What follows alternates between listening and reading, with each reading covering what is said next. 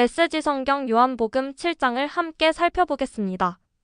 이 장에서는 예수님께서 명절인 초막절 기간 중에 유대인들과의 갈등 속에서도 하나님의 뜻을 전하시는 장면이 나옵니다. 예수님의 형제들은 그분이 공개적으로 자신을 드러내길 권했지만 예수님은 하나님의 정하신 때를 기다리며 조용히 초막절에 가십니다. 명절 중간에 예수님은 성전에 올라가 가르치시고 사람들이 그의 가르침과 권위에 놀라워합니다. 그러나 그의 말을 듣는 이들의 반응은 엇갈립니다. 어떤 이들은 예수님을 메시아로 믿으려 하지만 다른 이들은 그를 반대하거나 그저 놀라워만 합니다. 유대 종교 지도자들은 예수님을 체포하려 하지만 실패합니다. 이 장은 예수님의 말씀과 사역이 사람들에게 분열을 일으키는 동시에 진리를 갈망하게 한다는 점을 강조합니다. 요한복음 7장은 하나님의 뜻을 따르는 삶과 진리의 중요성을 다시 생각해보게 만드는 내용으로 가득합니다. 메시지 성경 요한복음 7장 말씀으로 들어갑니다. 그 후에 예수께서 갈릴리에서 일하고 계셨다.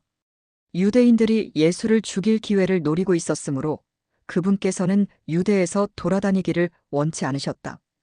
유대인들이 매년 지키는 명절인 초막절이 다가오고 있었다. 예수의 형제들이 그분께 말했다. 여기를 떠나 명절을 지키러 올라가서 형님의 제자들도 형님이 하는 일을 잘 보게 하는 것이 어떻겠습니까?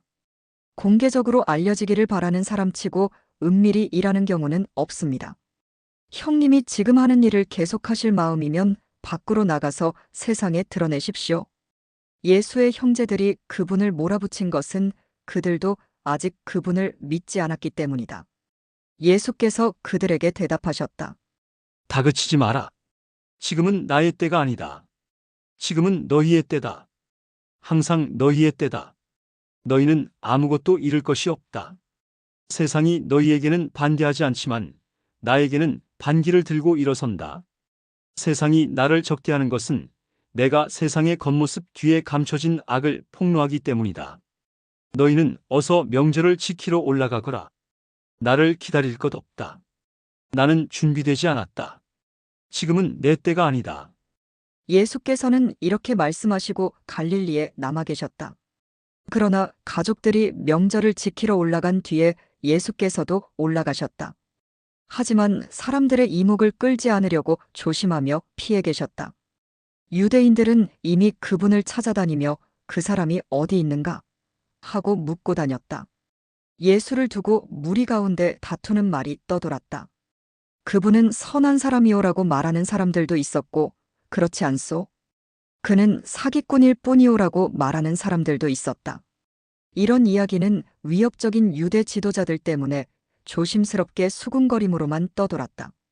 성전에서 가르치시다. 명절이 이미 중반을 지날 무렵 예수께서 성전에 나타나 가르치셨다. 유대인들은 깊은 인상을 받았으나 당혹스러웠다. 저 사람은 교육받은 것도 아닌데 어떻게 저토록 아는 것이 많을까? 예수께서 말씀하셨다. 이 가르침은 내가 지어낸 것이 아니다. 나의 가르침은 나를 보내신 분에게서 온다. 그분의 뜻을 행하는 사람은 누구나 이 가르침을 시험해 보고 그것이 하나님에게서 왔는지 아니면 내가 지어낸 것인지 알 수 있다. 말을 지어내는 사람은 자기를 좋게 보이려고 하지만 자기를 보내신 분께 영광을 돌리려는 사람은 사실을 있는 그대로 전할 뿐 진실을 조작하지 않는다. 너희에게 하나님의 율법을 전해준 이는 모세가 아니냐? 하지만 너희 가운데는 그 율법대로 살려고 하는 사람이 하나도 없다. 그러면서 너희는 왜 나를 죽이려고 하느냐? 무리가 말했다. 당신은 미쳤소. 누가 당신을 죽이려 한단 말이오? 당신은 귀신 들렸소. 예수께서 말씀하셨다. 몇 달 전에 내가 기적을 한 가지 행한 것을 가지고 너희는 지금도 둘러서서 화를 내며 내가 하려는 일을 이상하게 여긴다. 모세가 할례를 규정했고 원래 할례는 모세에게서 온 것이 아니라 그의 조상에게서 온 것이다. 그래서 너희는 안식일에도 할례를 주며 몸의 일부를 처리한다. 너희는 모세의 율법 가운데 단 한 조항을 지키기 위해 그렇게 한다.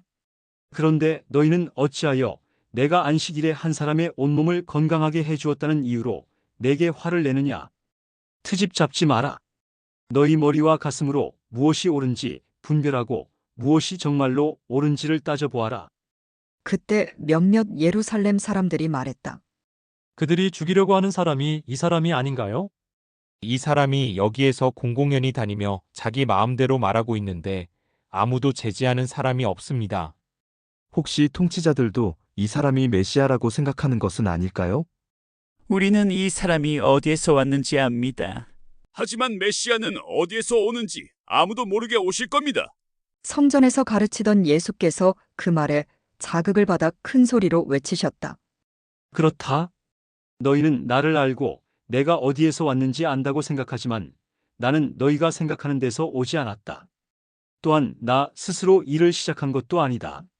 나의 참된 근원은 나를 보내신 분이다. 너희는 그분을 조금도 알지 못한다. 나는 그분께로부터 왔다. 그래서 나는 그분을 안다. 그분께서 나를 이곳에 보내셨기 때문이다. 그들은 예수를 체포할 방법을 찾으면서도 그분께 손을 대지는 못했다.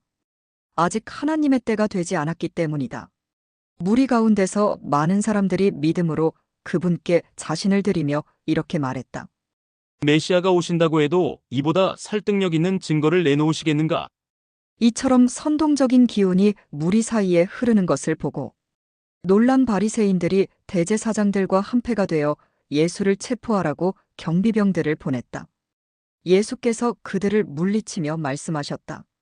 나는 잠깐 동안만 너희와 함께 있다가 나를 보내신 분께로 간다.